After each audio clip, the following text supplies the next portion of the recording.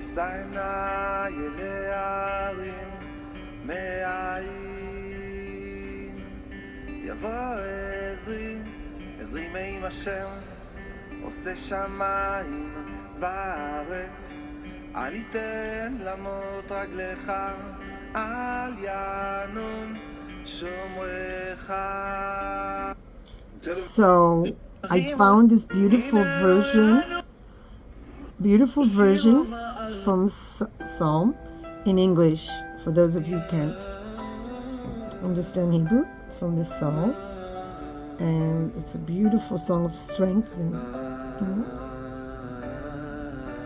I lift my eyes to desert skies where prophets walked and martyrs cried. I ask, from where will my help appear?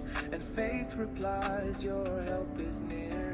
Not from gold, not from kings, not from fame or fancy things. My help comes from the Holy One who shaped the earth, who placed the sun.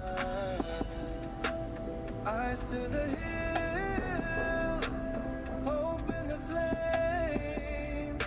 I walk through the dark, but I call his name. He guards my soul, he holds my frame.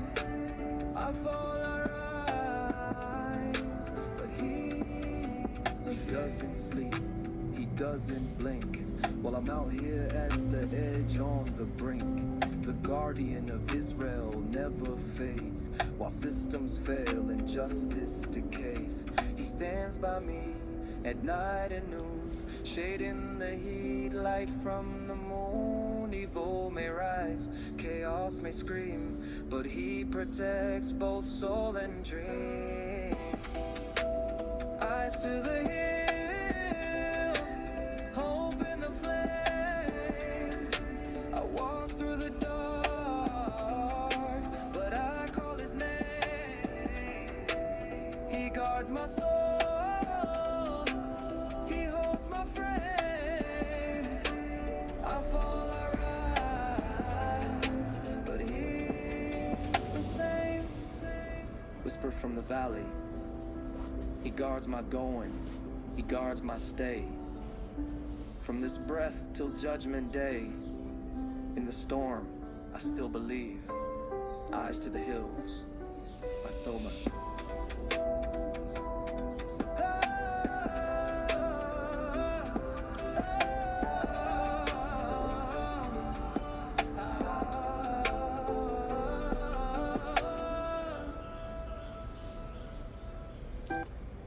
So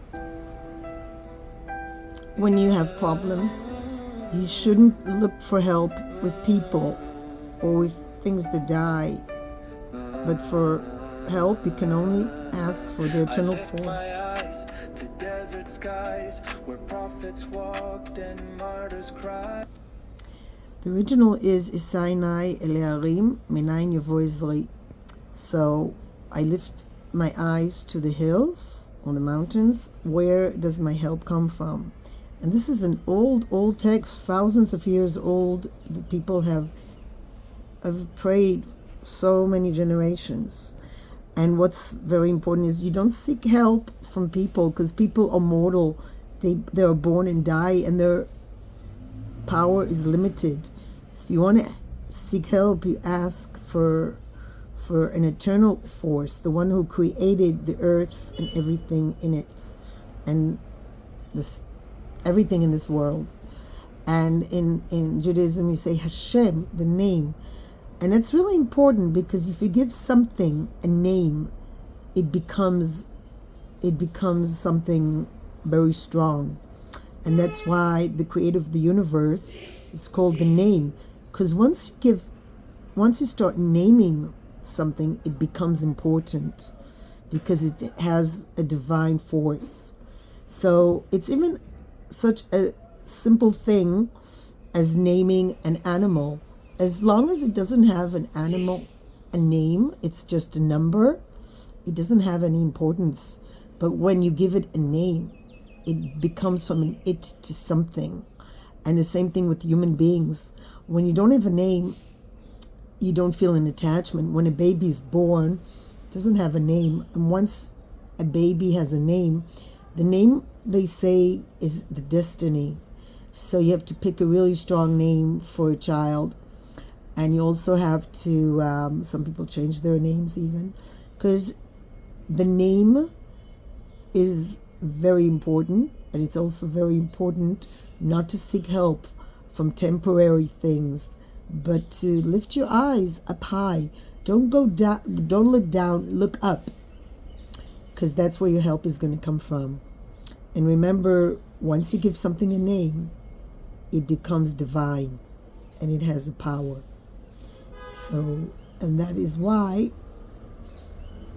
as a person who loves the created beings in this world, the animals that are so innocent and so vulnerable and so sadly under the power of human beings that don't always know how to show kindness. Remember, when you reduce to something or someone to a number, as it says in another beautiful song, Joseph and the Technicolor Dreamcoat,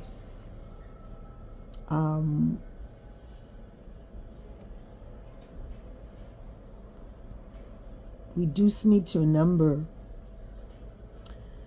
That's what happened during the Holocaust. That's what happens to animals also. Every day, animals are being branded as a number. When you give something a number, numbers don't have a soul. Numbers don't have a divine soul. Remember that. That's why I kind of don't like numbers. Names, words have a lot of strength. So use your words wisely.